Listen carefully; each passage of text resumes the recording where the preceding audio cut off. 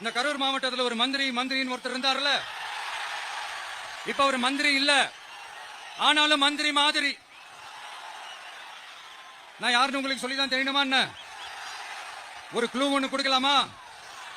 பாட்டிலுக்கு 10 ரூபா, பாட்டிலுக்கு 10 ரூபா, பாட்டிலுக்கு 10 ரூபா, பாட்டிலுக்கு 10 ரூபா, பாட்டிலுக்கு 10 ரூபா, பாட்டிலுக்கு 10 ரூபா, பாட்டிலுக்கு 10 ரூபா, பாட்டிலுக்கு 10 ரூபா. இப்ப ரீசெண்டா கரூர்ல ஒரு விழா ஒண்ணு நடத்தினாங்களே, அது என்னப்பா 30 பேர் விழாவா? 30 விழா, சாரிப்பா கன்ஃபியூஸ் ஆயிட்டேன்.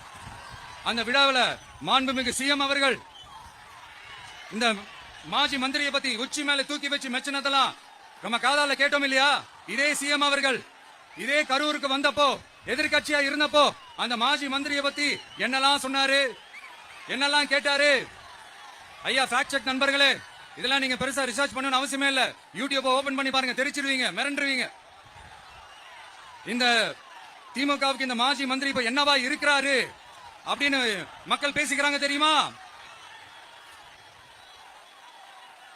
இந்த திமுக குடும்பத்துக்கு ஊழல் பண்ற பணத்தை எல்லாம் 24x7 டெலிவரி பண்ற ஒரு ஏடிஎம் மெஷினா இருக்கிறாராம் அப்படின்னு நான் சொல்லுங்க, ஊருக்குள்ள பேசிக்கிறாங்க.